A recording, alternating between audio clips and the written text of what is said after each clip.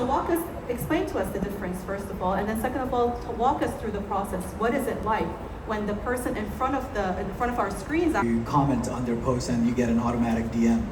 That's like more of an AI component to it. Sorry, what was your second question?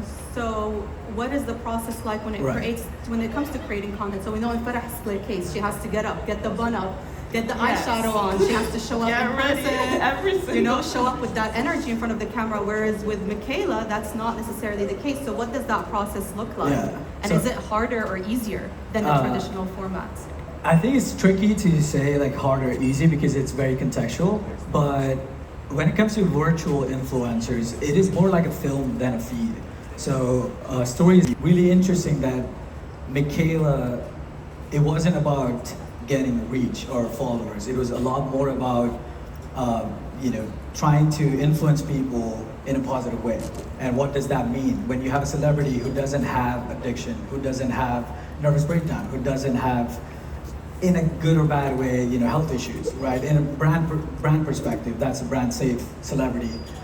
So initially it was a lot of skepticism. Like, it's so expected, there's no human life. It's safe for brands, but when it comes to I do understand the skepticism, and that's fair, but that is where it gets interesting because it's more or less that Miquela is managed by humans. So the story that comes out of it is not from trends, it's lived experiences. It's people, it's writers sharing their self experiences, and more or less Miquela is more of a vessel than anything. She is a publisher of stories and real human emotions, and she's just navigating through this human world and sharing her experiences real time, inviting people to kind of look into it, and more or less she becomes more of a mirror to our human condition and human experiences. But for me, to be honest, don't come at me, but I feel like I don't know, AI performs perfectly, but when it comes to humans, we connect through growth and imperfection. So performance can grab attention, but authenticity is what keeps it. Right. I agree. How do you feel when AI influencers or virtual influencers are securing these brand deals? How do you feel when you see something like that? Well, I don't see AI influencers replacing humans anytime soon.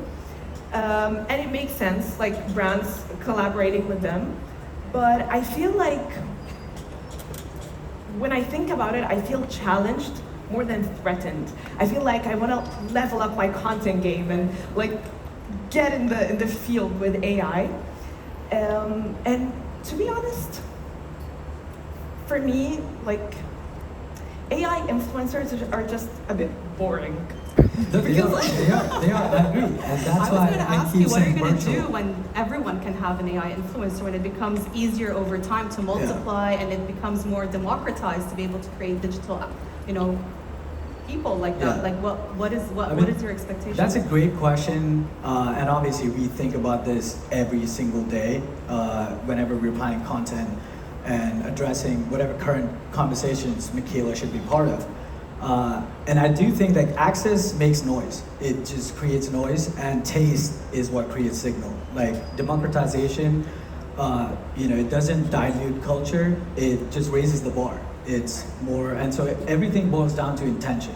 And to Farah's earlier point of being boring, I think the audiences love seeing themselves a lot of Miquela's core, we all love seeing ourselves reflected into stories, movies, music, everything has done it forever. Influencers, virtual influencers, AI influencers were a novelty. It was something that was still really new, was exciting. I remember actually when Miquela actually came to be, and I was like, oh my God, it really stood out in the feed, right? However, in the last few months and the last few weeks, we've been seeing a lot of clapback at companies that have been investing in AI technology to produce brand campaigns, to do storytelling. So what are some of your concerns when it comes to this type of reaction from such a... The skepticism is in the right place, even more so being on the team of virtual influencers. I think the fear is real of just exhaustion from people's perspective, exactly to what you said. There's so much of sloth, people but I think that's where, on the other side of the spectrum is taste, where it balances out, where it's people in general have a good taste for what good music is, good movie is, good color is, good outfit is, whatever that might be. And in that sense, like we just try to keep it, Miquela specifically in this sense, within, feel included in her process of understanding herself. So Farah, my question for you is, if you could turn yourself into an AI influencer, would you do it? Maybe in the future, yes. Okay. So I found this company where you can, as a real human influencer, you can sell your rights to the company. You can make a lot of money, but also you don't have to be involved in the shooting process and everything. Obviously, you have to go to events, but you don't have to shoot every single day and get ready. So would I consider it? Yes, maybe in the future, but not right now, because I enjoy what I do so much. I enjoy informing people, sharing stories, and just connecting with them.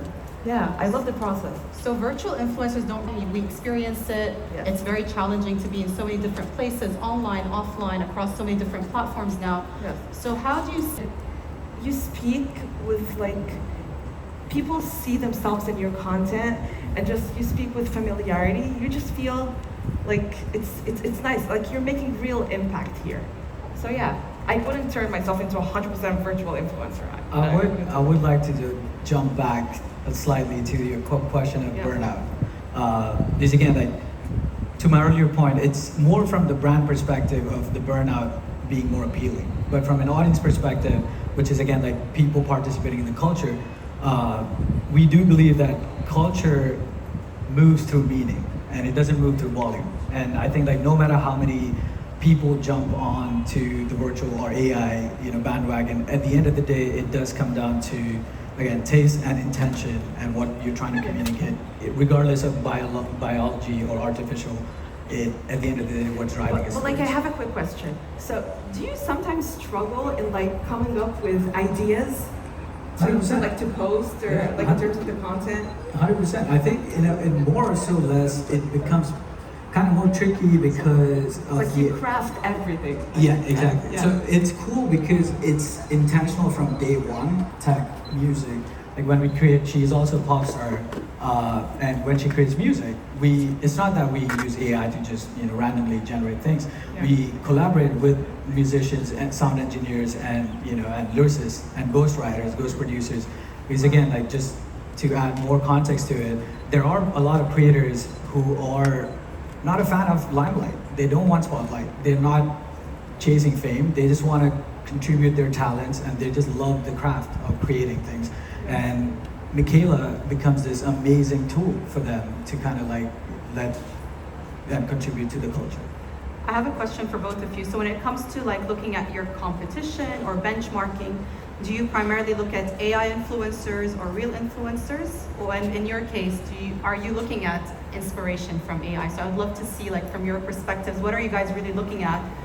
When we're all on our phones, we kind of look at different people's content. We're oh, I'm inspired by this, inspired by that. So from an AI lens or virtual influencer's lens, when Miquela is looking at all the content around her, what is she looking at? And when Farah is looking, what is she looking at? So maybe I'll start with you, Derek. Yeah, I think she's always getting inspired by humans. She's always to her, again, Rihanna, Pink Panthers, these are her current to embody that energy and that fame and just it's cool to see when you see young art. I get inspired both from virtual influencers and human influencers, and I feel as I said, I don't see humans.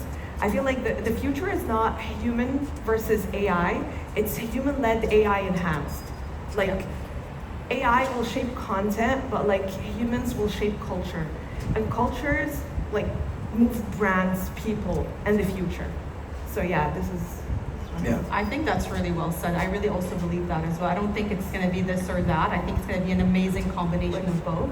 However, I'm really curious from your perspective, Farah, as the most interesting age group continues to go younger and younger with the millennials, now the Gen Zs and the Gen Alphas, and obviously you've been growing over the last many years, right? So you've been able to kind of witness all these generations come through and follow your page, engage with your content. Yes.